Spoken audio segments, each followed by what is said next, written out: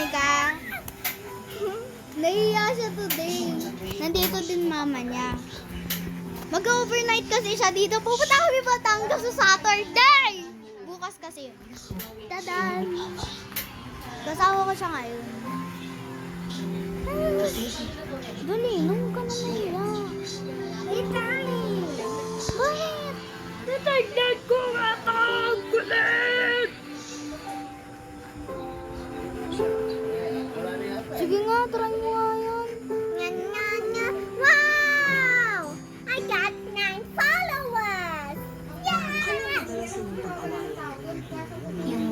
Great. Tell me that you had a lot of... I got 2 likes! Yay! I got 2 likes! Wait. Don't like it!